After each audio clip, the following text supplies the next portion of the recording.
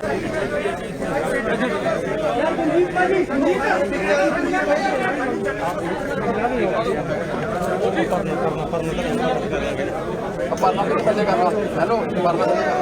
क्या कर रहे हो? ओ यार हेलो मीडिया वाले फिर माड़ा यार भाई थोड़ा आराम नाल रहो यार ऐसे तक पानी जी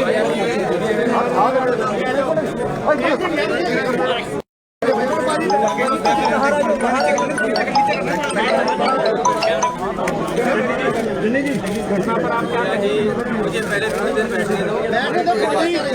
मेरे पीछे हो जाओ, थोड़ा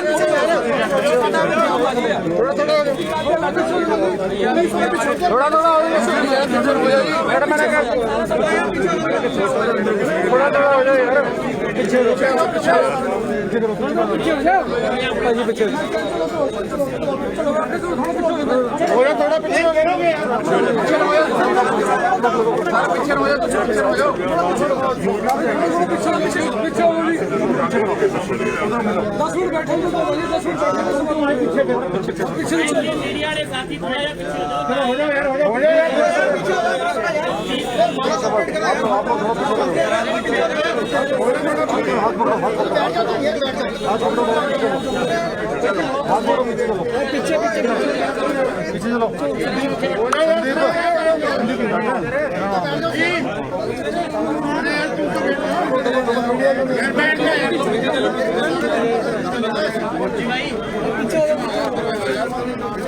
पीछे करते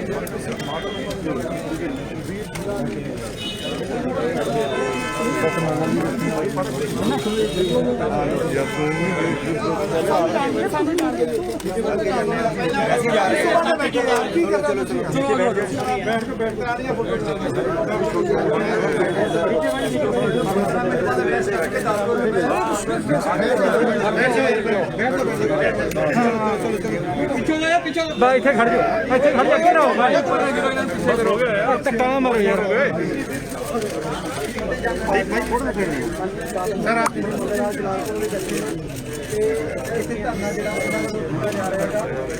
आप चंदी सर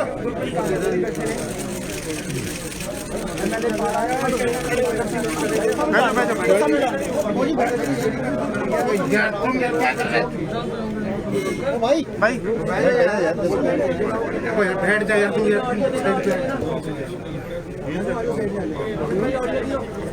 इस तो आगे ना हो नहीं यार मोबाइल पीछे करो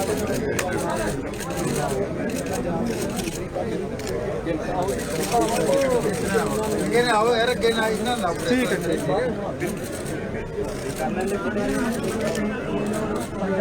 आगे मोबाइल पीछे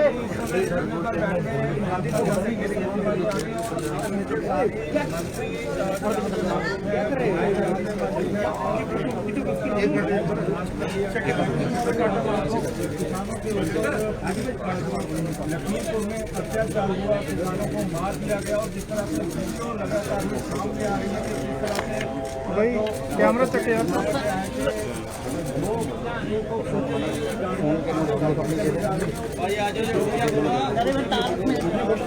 फोटो होगी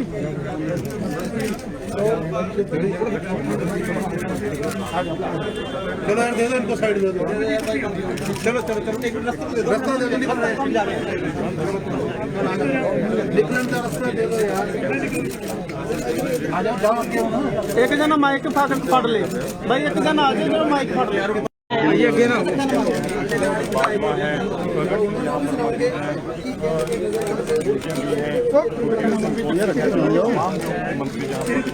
आराम से हो जाओ आराम से हो जाओ क्यों पुश कर रहे हो सबको तुसी पीछे हो यार जूम है ताड़े सारे तो कर रहे हो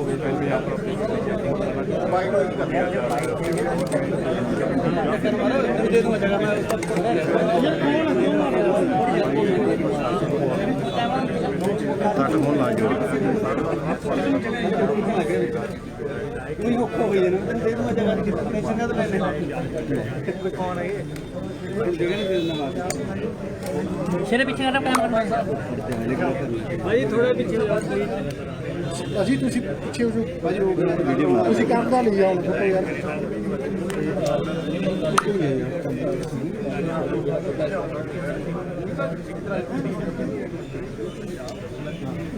मेरे पीछे करी हाथ मारा जा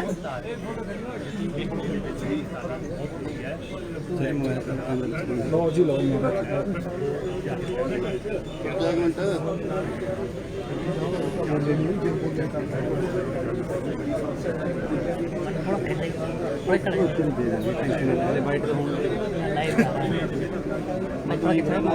सर थोड़ा सर खर्चा एक मिनट है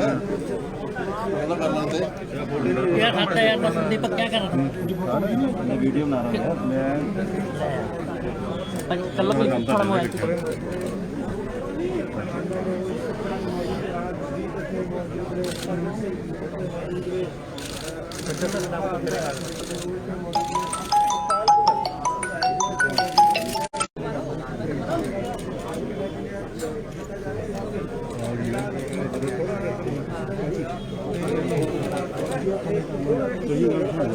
नहीं हटता नहीं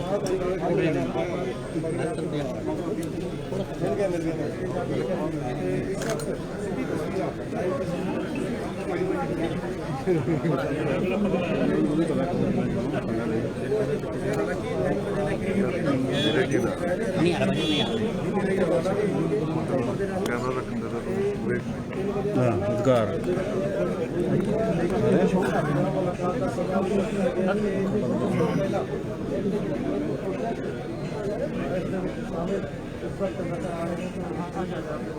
अधिकार सर थोड़ा जा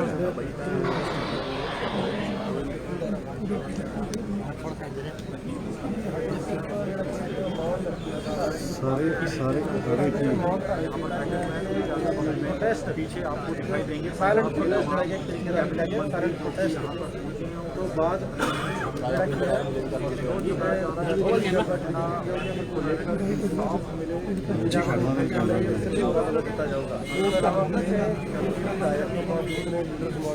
तेरे बराबर ही है मेरा कैमरा ਉਹਨਾਂ ਨਾਲ ਵੀ ਕੁਝ ਪਿੱਛੇ ਆ ਬਾਈ बना रहे थोड़ा पीछे बना रहे ਤੇ ਤੁਸੀਂ ਇੱਥੇ ਦੇਖ YouTube ਤੇ ਲਾਈਵ ਮੈਚ ਕਰਾ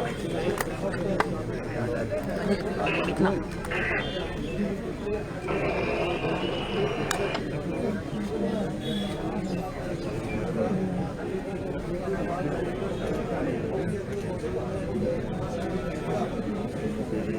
यार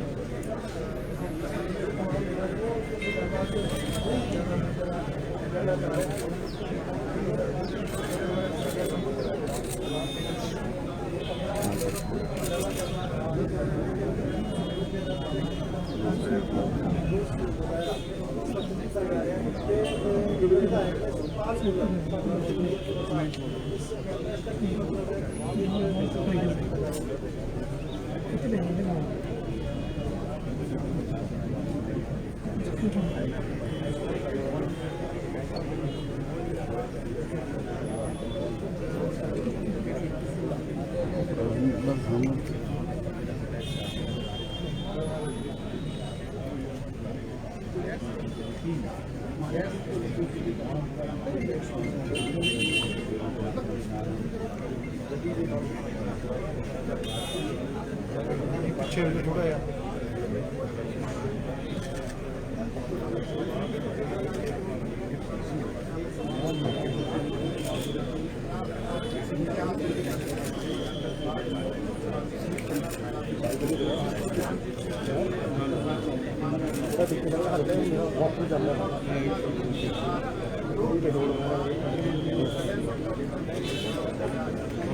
नानी इस साइड फिर साइड इस साइड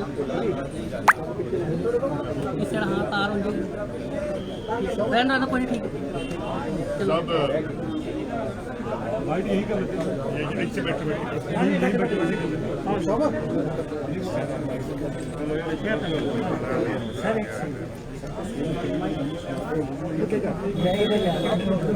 ਅੱਗੇ ਨਾ ਹੋ ਵੀਰ ਜੀ, ਇੱਥੇ ਖੜ ਜਾ ਭਾਜੀ, ਧੱਕਾ ਨਾ ਮਾਰੋ ਪਿੱਛੇ। ਮੈਂ ਥੋੜੀ ਧੱਕੇ ਮਾਰ ਨਹੀਂ ਨਹੀਂ ਮੈਂ ਜਾਣਾ ਇੱਕ ਜਣਾ ਆ ਜਾਓ ਮੈਂ ਜਾ ਰਿਹਾ ਇੱਕ ਬੰਦਾ ਤਾਂ ਜਾਊਗਾ ਨਾ ਪਿੱਛੇ ਨਹੀਂ ਯਾਰ ਪਿੱਛੇ ਰਹੋ ਭਾਈ ਤੋਂ ਭਾਜੀ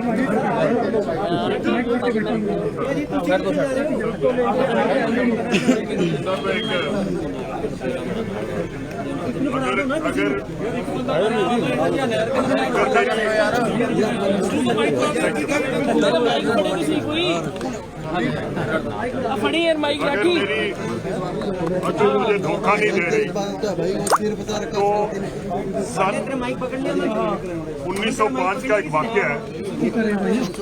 एक नौजवान बैरिस्टर जिनका नाम था मोहनदास करमचंद गांधी, वो साउथ अफ्रीका में पीटर मैरिट्सबर्ग, एक छोटा सा स्टेशन है जैसे हमारे कालका का स्टेशन है, और मैंने दर्शन किए हैं। तो एक भारत का एक नौजवान जिनका नाम मोहनदास करमचंद गांधी था, वो रेल पे सफर कर रहे थे और फर्स्ट क्लास के डब्बे में सफर कर रहे थे। तो उस डब्बे में दो अंग्रेज फौज के अफसर आ गए और गांधी जी से पूछने लगे कि आप फर्स्ट क्लास में सफर क्यों कर रहे हो, आप हिंदुस्तानी हो और आपका रंग काला है, आप स्टेशन से इस गाड़ी से बाहर निकल जाओ। जब उन्होंने जवाब दे दिया तो पीटर मैरिट्सबर्ग स्टेशन पे महात्मा गांधी और उनके जो सारा सामान था धक्के मार के ठुड्डे मार के स्टेशन पे उन्हें गिरा दिया गया। और महात्मा गांधी ने वहाँ एक ऐसा एक वचन किया, एक अज़म किया, और वो अंग्रेज अफसरों को बोले कि आज तो तुमने मुझे रेल के डब्बे से बाहर निकाला है, एक दिन आएगा जब मैं आपको अपने मुल्क से बाहर निकाल दूंगा। आज उसी महात्मा गांधी के मुजस्मे के नीचे पंजाब के कांग्रेस पार्टी के चीफ मिनिस्टर और सारे जो चीफ मिनिस्टर साहब के साथ एमएलए काम करते हैं, हम ये अज़म करके चले हैं, ये संकल्प करके चले हैं, जो लखीमपुर खेड़ी में जो बर्बरियत के वाकयात हुए, जो वहशियत हमने देखी, हम महात्मा गांधी जी की कसम खा के इस इनके मुजस्मे के नीचे बैठे कि हमारी ये अब पुरजोर कोशिश है और हम अज़म करके चलते हैं कि बीजेपी को हम जैसे अंग्रेज को हमने मुल्क से निकाला और जो वाकयात जो यूपी में हुए हैं, और जिस इंसान के सीने में दिल है उस इंसान का सीना दहल गया।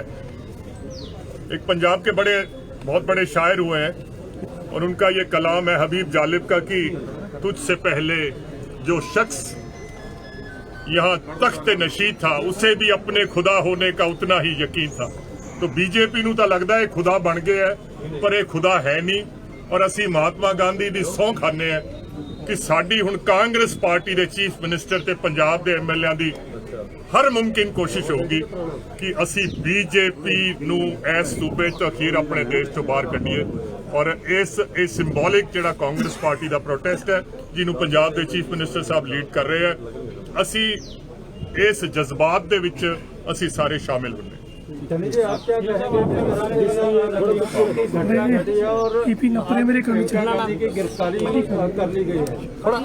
लाइट बंद कर लो यार, लाइट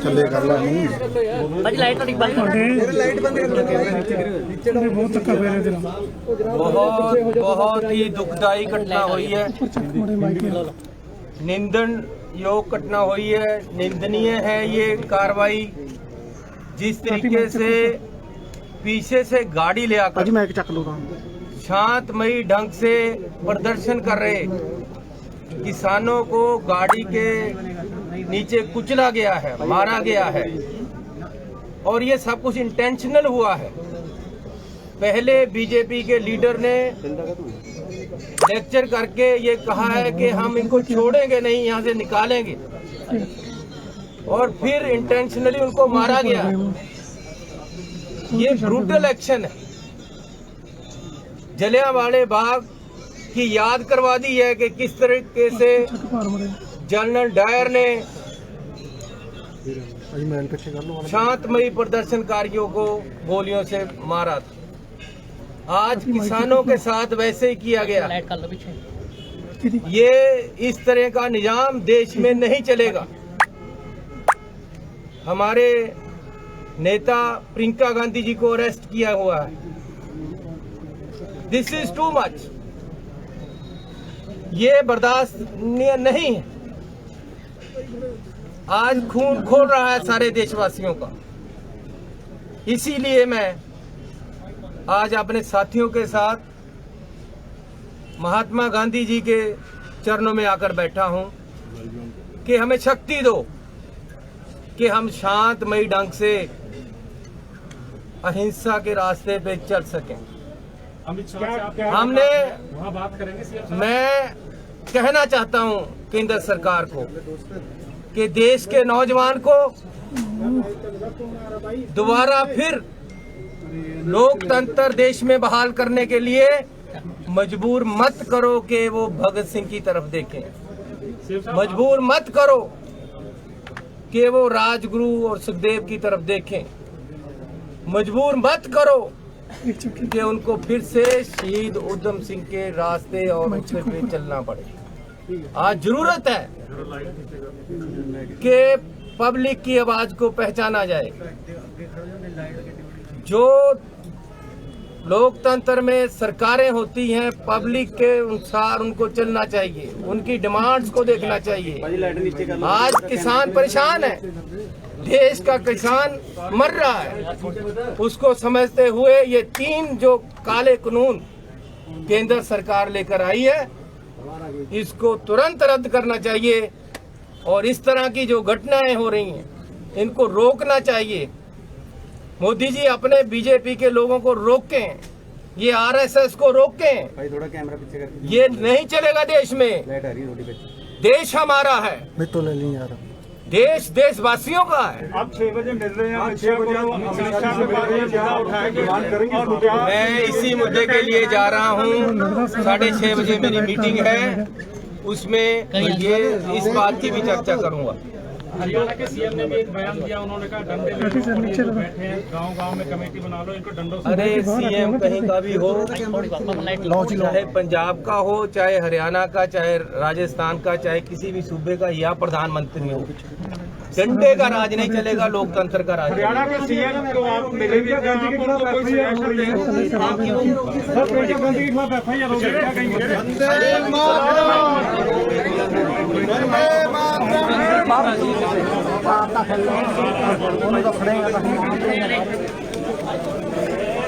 क्या देख रहे हैं, देख तो लोग जा रहे हो।